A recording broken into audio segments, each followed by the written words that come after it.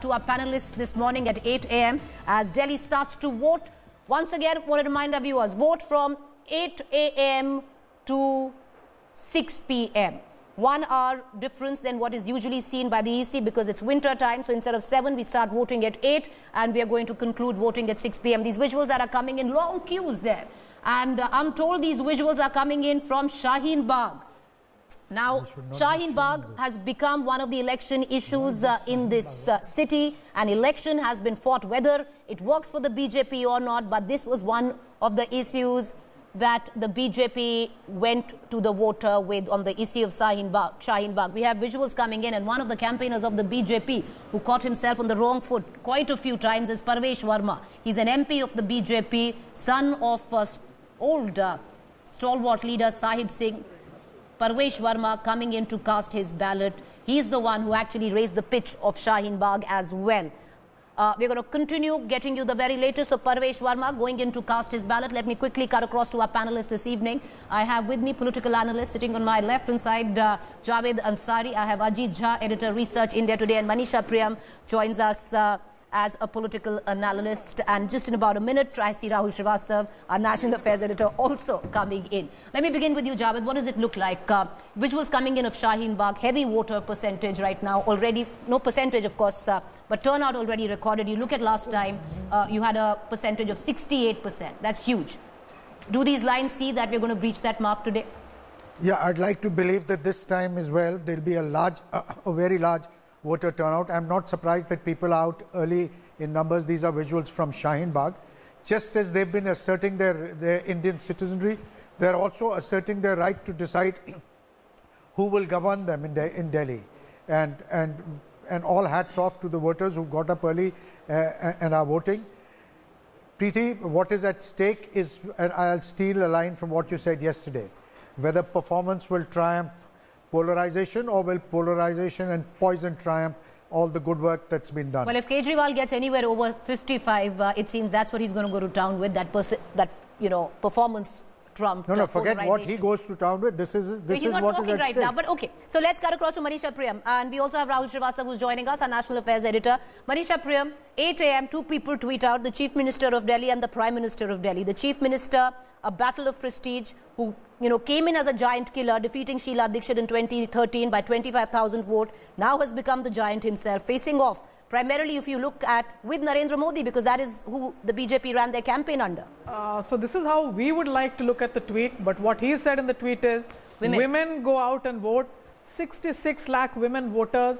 The pink slips that you've spoken about are not simply a freebie. Many women have told me that when our children go to those schools which are really good, we go to drop them at the bus stand and pick them back. Even that does not cost us money. So education looked at to the last mile. This time around I've seen it's the women and the children who are coming out and talking about the Kaam Bolta Hai factor. Remember, the women voters of Delhi are something that Sheila Dikshit nurtured personally, and Arvind Kejriwal is taking care that what he's taken away from the Congress is something that he nurtures and keeps at the forefront. He's also saying, women, talk to your men. Therefore, a very wise tweet. On the other side, Prime Minister Narendra Modi coming in to pitch in an election where he's not even a voter, an election in a state arena, tells you that this is indeed a battle for Nak, as men would like to understand, but women would want to think of it as something where they are debating, discussing, and they're at the forefront.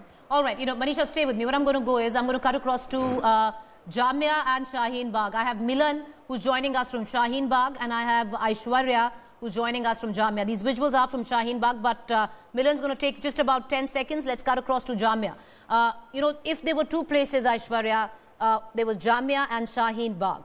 That has been the epicenter of this election. A lot of violence seen in, especially in Jamia where you're standing since the morning. Unprecedented security arrangements in Jamia. What are you witnessing? A quick update.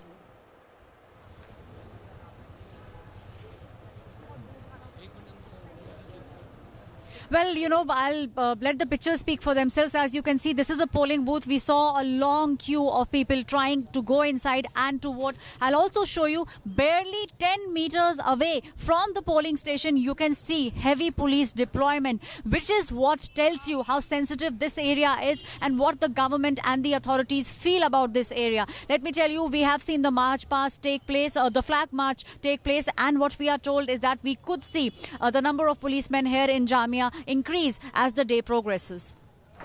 All right, so these are visuals coming in from Jamia in the morning. We've already had, two big names coming out casting their ballot. The Deputy CM, Manish Sisodia, as well as the External Affairs Minister, Dr. S. Jaishankar, both have cast their vote.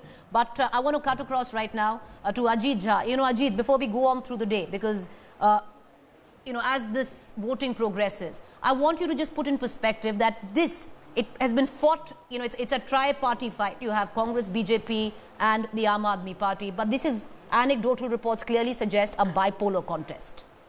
Yes, actually, that way you're right. Apparently there is a tripolar fight, but the tripolar fight basically almost went off the sort of main agenda in this election, because I think this is one of the most tightly fought bipolar fight going on, especially on the issue of CAA, NPR and NRC. The entire thing seems as if it is AAP versus BJP.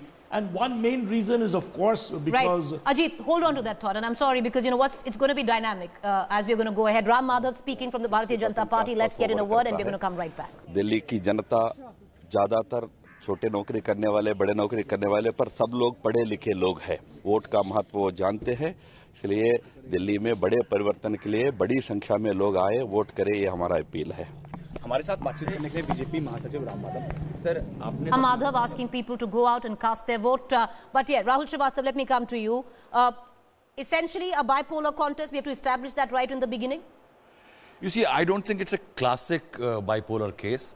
Primarily because, see, if you see the ABC of the political parties in Delhi, AAP, BJP and Congress, right, I think it's still a triangular fight, because the insignificance of Congress can actually decide the final outcome of the election.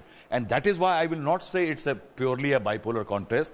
The Congress, by ceding ground, by not really fighting it, Rahul Gandhi coming in at the last fading minutes of campaign, has he tilted the scales in favor of the Aam Aadmi Party? I think that is an element which cannot be ignored. And I think eventually the minority vote will decide whether the Congress regains ground and hurts the Aam Aadmi Party. It may also decide the margins of victory for the Aam Aadmi Party. Right. So it's a unique case. But when you come to this election, when you were talking about, Ajit was talking about the polarization of the elements, I think Arvind Kejriwal, even if he manages 40 seats, it will be a huge win. Why I say that? Last time around, he was on a slightly better ground.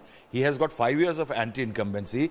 The BJP has covered up a lot of his mistake by not doing something like a Kiran Bedi this time around. Its cadres are rejuvenated because of a huge polarizing campaign the BJP has run.